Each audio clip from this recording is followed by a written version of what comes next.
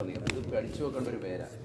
നമ്മളിപ്പം ജുനൈദുൽ ബഗ്ദാദി റളിയല്ലാഹു അൻഹു പറഞ്ഞു, അവരുടെ ഷെയ്ഖാവുന്ന സരില്ലാഹുനു അവരുടെ ഷെയ്ഖാണ് മഅറൂഫുൽ ഖറഖി റളിയല്ലാഹു എന്ന് പറയുമ്പോൾ ഓരോ പദവിയും നമ്മളിപ്പോൾ മുന്നോട്ട് കയറിക്കൊണ്ടിരിക്കുക നടത്തും. ഇപ്പം ഇന്നലെ നമ്മൾ മൊഹീദ്ദീൻ ഷെയ്ഖ് റളിയല്ലാഹുവിൻ്റെ സിൽസില അവിടുത്തെ മശായിഖന്മാരുടെ പരമ്പര ഇന്നലെ നമ്മൾ അവിടുന്ന് വായിച്ച് കാണിച്ചു തന്നു. ആ പരമ്പരയിൽ ഏറ്റവും പ്രമുഖനാണ് മഅറൂഫുൽ ഖറഖി റളിയല്ലാഹു. ഇവരുടെ പരമ്പരയിൽ നിന്നാണ് നബി സല്ലല്ലാഹു അലൈഹി വസല്ലം തങ്ങൾക്ക് രണ്ട് സിൽസിലയായിക്കൊണ്ട് പോകുന്നത്.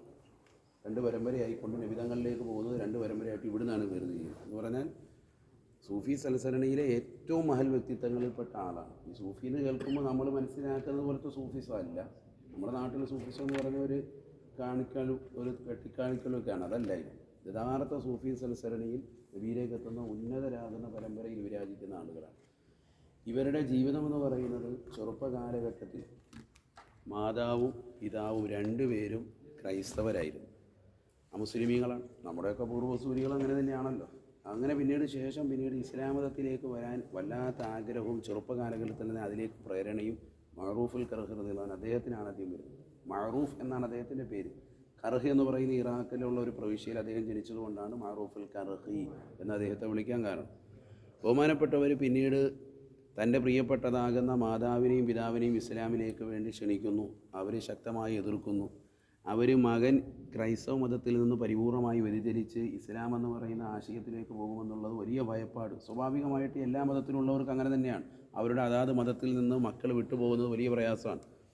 അപ്പോൾ അതുകൊണ്ട് തന്നെ അവർ ഒരു വൈദികൻ്റെ അടുക്കൽ കൊണ്ടുപോകുന്നു. അയാളുടെ പാഠശാലയിൽ നിർത്തി പഠിപ്പിക്കാൻ വേണ്ടി വലുതായിട്ട് പരിശ്രമിക്കുന്നു. ഈ മകന് അവിടെ നിർത്തി പഠിപ്പിക്കുന്ന സമയത്ത് അദ്ദേഹം ത്രിയേകത്വം പഠിപ്പിക്കുകയാണ്. അഥവാ യേശുവാണ് ദൈവം, ദൈവങ്ങളിൽ ഒരു ദൈവമാണ് യേശുവിനെ വിശ്വസിക്കണമെന്ന് പറഞ്ഞ് നിർബന്ധപൂർവ്വം ഈ മകനെ മതത്തിൽ തന്നെ അടിച്ചു നിർത്താൻ വേണ്ടി പരിശ്രമിക്കുന്നു. മകൻ പക്ഷേ ഒന്നുമില്ല, അള്ളാഹുവാണ് ദൈവമെന്നും മകൻ വാദിക്കുന്നു. ഈ കുട്ടി വാദിക്കുന്നു. ഈ കുട്ടിയെ അടിക്കുന്നു, മുറിവേൽപ്പിക്കുന്നു, പീഡനമുറകൾക്കാക്കുന്നു, വീട്ടിൽ കൊണ്ടുവന്ന് പൂട്ടിയിടുന്നു. ഒരുപാട് ദിവസങ്ങൾ പട്ടിണിക്കിടാൻ വേണ്ടി പരിശ്രമിക്കുന്നു. ഏകദേശം ഒരു 3 ദിവസം തന്നെ തുടർച്ചയായിട്ട് പട്ടിണി ഇടുന്നു. ചെറിയൊരു റൊട്ടി കഷ്ണം മാത്രം ജനലിലൂടെ ഇട്ട് കൊടുക്കുന്നു. കാരണം ഇവൻ ഈ മതത്തിൽ നിന്ന് എങ്ങനെയെങ്കിലും പിന്തിരിയണം. ഇസ്ലാം മതത്തിൽ നിന്ന് പിന്തിരിഞ്ഞ് അവന് ക്രൈസ്തവത്തിൽ തന്നെ അടിയുറച്ച് നിൽക്കണം. അതിനുവേണ്ടി മാതാപിതാക്കളുടെ പരിശ്രമമാണ്. പക്ഷേ ഈ ദിവസങ്ങൾ കഴിഞ്ഞിട്ട് റൂം തുറന്ന് നോക്കുമ്പോൾ ഇവൻ റൊട്ടി ഒന്നും കഴിച്ചിട്ടില്ലെന്ന് മാത്രമല്ല, ഈ കുട്ടിയാണെങ്കിലോ നല്ല സുസ്മേരവദനായിട്ട് നിൽക്കുകയാണ്. യാതൊരു പ്രയാസമില്ല. അപ്പം അച്ഛൻ തന്നെ ചോദിക്കുന്നുണ്ട്, മോൻ എങ്ങനെ കഴിഞ്ഞത് ഇത്രയും ദിവസം പട്ടിണിയായിട്ട്? അപ്പോൾ പറഞ്ഞു, എനിക്ക് നിങ്ങൾ ഏതൊരു വിഷയത്തിലാണോ എന്നെ നിങ്ങൾ കൊണ്ടുവന്ന് അടച്ചിട്ടത്, റൂമിൽ കൊണ്ടുപോയി പൂട്ടിയിട്ടത്, അതേ വിഷയത്തിൻ്റെ അഹരികാർ തന്നെ എനിക്ക് ഭക്ഷണം നൽകിയെന്ന് പറയുന്നു. പറയാം റബ്ബിൻ്റെ സഹായം ഉണ്ടായി എന്നർത്ഥം. അപ്പോൾ ചെറുപ്പ കാലഘട്ടത്തിൽ തന്നെ അങ്ങനെയുള്ളതാകുന്ന അമാനുഷികമാകുന്ന കഴിവുകൾ കാണിക്കാൻ തുടങ്ങി. അവസാനം ഈ കുട്ടിയെ മാതാവിൻ്റെ നിർബന്ധപൂർവ്വം, ഏത് കുട്ടിയുടെ വിഷയത്തിലാണെങ്കിലും മാതാവിനാണല്ലോ, ഉമ്മമാർക്കാണല്ലോ എപ്പോഴും കൃപ കൂടുക വാപ്പയേക്കാൾ. വാപ്പ അതിൽ കാഠിന്യം കാണിക്കുന്നു.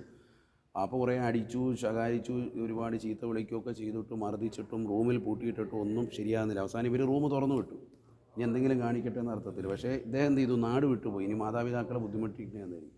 ഇവർക്ക് മാതാപിതാക്കൾക്ക് ഒറ്റ മോനാണ്. ഈ മഅറൂഫ് എന്ന് പറയുന്ന ഒരു മകനാണ്. മഅറൂഫ് എന്ന് പറഞ്ഞാൽ തന്നെ അർത്ഥം അറിയപ്പെട്ടവൻ എന്നുള്ളതാണ്. ഇൽമിൻ്റെ വഴിത്താരയിൽ അല്ലാഹു സുബ്ഹാനഹു വ തആല തിരഞ്ഞെടുത്തതാകുന്ന വ്യക്തിയായിട്ട് മാറുകയാണ് ഇദ്ദേഹം അൽഹംദുലില്ലാഹ് നാട് വിട്ടുപോയി. പിന്നീട് ദിവസങ്ങൾ കഴിയുന്നു, മാസങ്ങളായി. മാതാപിതാക്കൾക്ക് വലിയ വിഷമവും പ്രയാസമായി. ഇവർക്ക് ഈ കുട്ടിയെ എങ്ങനെയെങ്കിലും ഒന്ന് തിരിച്ചു കിട്ടിയാൽ മതി. ഈ കുട്ടി എന്തെങ്കിലും തിരിച്ചു വന്നാൽ ഉറപ്പായിട്ടും അദ്ദേഹം ഏത് മതം പറയുന്നു ആ മതത്തിൽ വിശ്വസിക്കാം. അതിലാണ് ഇവർ നിൽക്കുന്നത്. ഇസ്ലാം മതത്തിൽ വിശ്വസിക്കാൻ തയ്യാറാണ്. അത്രയേറെ തിരിച്ച് സ്നേഹമായി. കാരണം ഇവനോടുള്ള അനുകമ്പയും ഇവനോടുള്ള ഇഷ്ടവും മകന് വേണ്ടിയിട്ടുള്ള ജീവിതവും. അവസാനം ഈ കുട്ടി തിരിച്ചു വരാൻ വേണ്ടി ആഗ്രഹിച്ചു. അവസാനം ഒരു സുപ്രഭാതത്തിലെ രാത്രിയിൽ ഇവരിങ്ങനെ പ്രാർത്ഥനയിലൊക്കെ ആയിട്ട് കഴിഞ്ഞ് നിൽക്കുന്ന സമയം, അവരുടേതായ പ്രാർത്ഥനയും വിഷമത്തിലൊക്കെ ആയിട്ട് നിൽക്കുമ്പോൾ രാത്രിയിൽ വന്ന് വാതിൽ മുട്ടാണ് മഅറൂഫ് എന്ന കൊച്ചുകുട്ടി. വാതിൽ തുറക്കുമ്പോൾ കുഞ്ഞാണ്. ഭയങ്കര സ്നേഹത്തിൽ അവർ വാത്സ്യത്തിൽ കെട്ടിപ്പിടിച്ചു. എവിടെയായിരുന്നു മോനെ എന്ന് ചോദിക്കുന്നു. ദിവസങ്ങളോളം ഇങ്ങനെ പരദേശിയായിട്ട് നാട് മുഴുവൻ സഞ്ചരിക്കുന്ന കുട്ടിയായിരുന്നു അവൻ. കാര്യങ്ങളെല്ലാം പറഞ്ഞു. വലിയ സന്തോഷത്തിൽ അവർ മാറോടണച്ചു. നീ ഏത് മതത്തിലാണ് വിശ്വസിക്കുന്നത്? ഇസ്ലാം മതത്തിലാണെന്ന് പറഞ്ഞു. എന്നാൽ ഞങ്ങളും ആ മതത്തിലേക്ക് വരുന്നു എന്ന് പറഞ്ഞ് രണ്ടുപേരും സ്വന്തം മാതാപിതാക്കൾ മകൻ്റെ കൈക്ക് പിടിച്ച് ഷഹാദത്ത് കലിമ ചെല്ലുന്ന വളരെ കർണാനന്തരമായ കാഴ്ച. അങ്ങനെ ആ മകനിലൂടെ ഇസ്ലാം മതത്തിലേക്ക് അവരും വരികയാണ്. ഈ മഅറൂഫുൽ ഖറഖി റളിയല്ലാഹു പിന്നീട് അവിടുന്ന് ഒരു ഉയർച്ചയുടെ പാന്താവ് അവിടുന്ന് തുടങ്ങുക. പിന്നീട് അവിടുന്ന് കൂടി ആധ്യാത്മിക സരണിയിലേക്ക് പരിപൂർണമായി നിലകൊണ്ടു. സൂഫിയാക്കളിൽ ഏറ്റവും അത്യുന്നതമാകുന്ന തലത്തിലേക്ക് എത്തി അള്ളാഹുലേക്ക് ലയിക്കാൻ പറഞ്ഞാൽ ചെറുപ്പം മുതലേ ഹൃദയം അതിൽ തന്നെയാണ്, റബ്ബിൽ തന്നെ ലയിച്ചുകൊണ്ട് നിലകൊള്ളുന്ന വ്യക്തിയായി മാറി. അവസാനം എത്രത്തോളം അദ്ദേഹത്തെക്കുറിച്ച് പറയുന്നു, മുഹമ്മദ് ബിൻ വാസിർ റളിയല്ലാഹുവിൻ്റെ ശിഷ്യഗണങ്ങൾ പറയുകയാണ്. പിന്നീട് ലക്ഷക്കണക്കിന് ആളുകളെ ഹിദായത്തിലേക്ക് അദ്ദേഹം കൊണ്ടുവരുന്നു. ക്രൈസ്തവ മതത്തിൽ നിന്നും മറ്റു മതങ്ങളിൽ നിന്നുമൊക്കെ പരിശുദ്ധമായ ഇസ്ലാം മതത്തിലേക്ക് ഓരോരുത്തരുമായി ചേക്കേറാൻ തുടങ്ങി. അദ്ദേഹത്തിലൂടെ ജനങ്ങളൊക്കെ ഇസ്ലാമിക പ്രസരണം ഏറ്റെടുത്തു. ബഹുമാനപ്പെട്ടവരെ കാണാൻ വേണ്ടി ഒരിക്കൽ സുബഹിയുടെ സമയത്ത് അദ്ദേഹത്തെ കാണാൻ ശിഷ്യൻ വന്നപ്പോൾ അദ്ദേഹത്തിൻ്റെ നെറ്റിയുടെ ഭാഗത്തൊരു ചെറിയൊരു മുറിപ്പാട് കാണുക. അദ്ദേഹത്തിൻ്റെ കറാമത്തിൽപ്പെട്ട ഒരു സംഭവം, വളരെ രഹസ്യമായി കറാമത്തുകളെ തന്നെ മറ്റുള്ളവർ കാണാതിരിക്കാൻ വേണ്ടി പരിശ്രമിക്കുന്ന വ്യക്തിയാണ്. ഇന്ന് ആളുകൾ അങ്ങനെയല്ലല്ലോ. ഇന്നിപ്പോൾ നമ്മുടെ നാട്ടിലുള്ള കള്ള സൂഫിയാക്കളും ആളുകളും കള്ളക്കറാമത്തുകൾ പെരുപ്പിച്ച് പറയുകയും ഇല്ലാത്തത് ഉണ്ട് എന്ന് അവകാശപ്പെടുകയും ചെയ്യുന്ന ഒരു കാലഘട്ടം. പഴയ കാലത്ത് സൂഫിയാക്കൾ, യഥാർത്ഥ സൂഫിയാക്കൾ അവരുടെ കറാമത്തുകൾ വെളിപ്പെടുത്തൂല. അത് 10 പേരെ അറിയുന്നതിനെ മറച്ചു വെക്കുന്നവരാണ്. അപ്പോൾ സുബൈക്ക് ഇങ്ങനെ നെറ്റിയിലൊരു പാട് കണ്ടപ്പോൾ മുഹമ്മദ് ബിൻ വാസിർ റളിയല്ലാഹുവിന് ശിഷ്യനിൽ പ്രമുഖനാണ്. എങ്ങനെയാണ് ഈ മുറിവ് വന്നതെന്ന് ചോദിച്ചപ്പോൾ അദ്ദേഹം പറഞ്ഞു, നീ എന്തിനാണ് അത് അറിയുന്നത്? അതൊന്നും അറിയേണ്ട കാര്യമില്ല, അത് ഒഴിവാക്കുന്നവർ, അതൊന്നും വിഷയമില്ലെന്ന് പറഞ്ഞു. അപ്പോൾ ഇദ്ദേഹം പറഞ്ഞു, അള്ളാഹുൽ തന്നെയാണ് സത്യം, എനിക്കത് പറയണമെന്ന് പറഞ്ഞു. അപ്പോൾ ആ അള്ളാഹുൽ സത്യം ചെയ്തുകൊണ്ട് ചോദിച്ചപ്പോൾ പറയാതിരിക്കാൻ ബുദ്ധിമുട്ട്. അപ്പോൾ അദ്ദേഹം പറഞ്ഞു, രഹസ്യപ്പെടുത്തരുത്, എൻ്റെ മരണം വരെ ഇത് ആരോടും മിണ്ടരുത് എന്ന് പറഞ്ഞ് അദ്ദേഹം കാര്യം പറയുകയാണ്. കാര്യം എന്താണെന്ന് പറഞ്ഞാൽ, ഇന്നലെ രാത്രിയിൽ ഞാൻ പരിശുദ്ധമായ മക്കത്ത് പോകണമെന്നുള്ള ആഗ്രഹത്തിൽ മക്കത്തെത്തി. അവരുടെ യാത്ര പറയണ്ടല്ലോ, ഔലിയാക്കളുടെ യാത്രയാണ്. മക്കത്തെത്തി പരിശുദ്ധമായ കഅബ തവാഫ് ചെയ്തു. തവാഫിന് ശേഷം സംസം വെള്ളം കുടിക്കൽ സുന്നത്താണ്. അതിനുവേണ്ടി പരിശുദ്ധമായ സംസം കിണറിൻ്റെ പരിസരത്തേക്ക് ഇറങ്ങി അവിടെ വെള്ളം കുടിക്കാണ്ട് ചെന്നപ്പോൾ കാല് തെന്നി ഒന്ന് വീണു, ചെറുതായിട്ടൊന്ന് വീണു. അപ്പോഴാണ് ചെറിയൊരു മുറിപ്പാട്, നീ കാണുന്ന പാട് അതിൻ്റെതാണ്.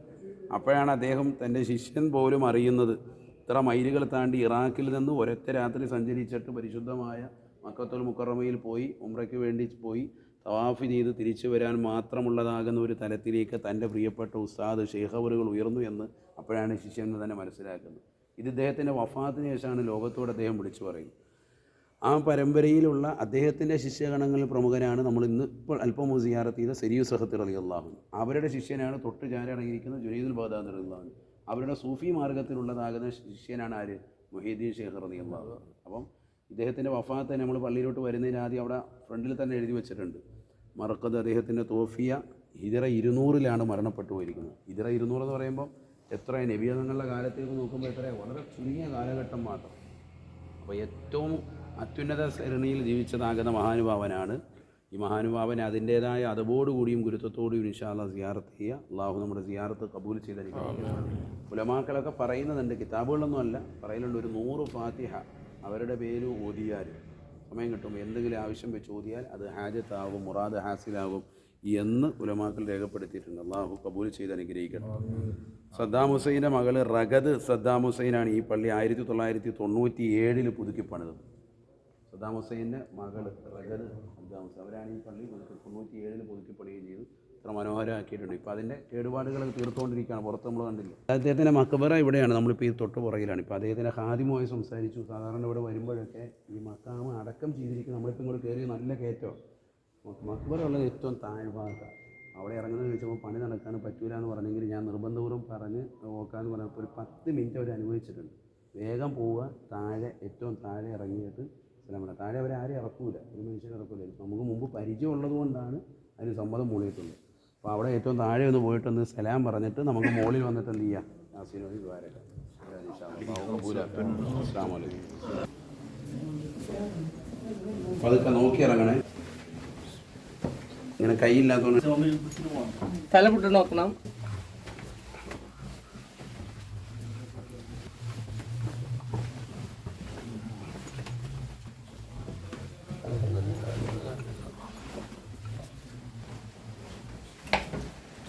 ഇവിടെ ഒന്ന് നിന്നോണം നിങ്ങൾ, അങ്ങോട്ടല്ല എന്ന് പറഞ്ഞേക്കാം.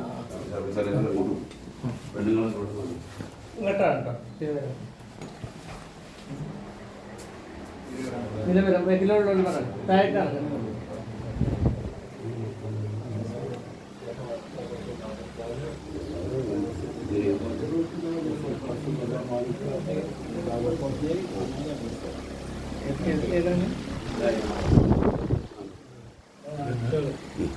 ഇതിനകത്ത്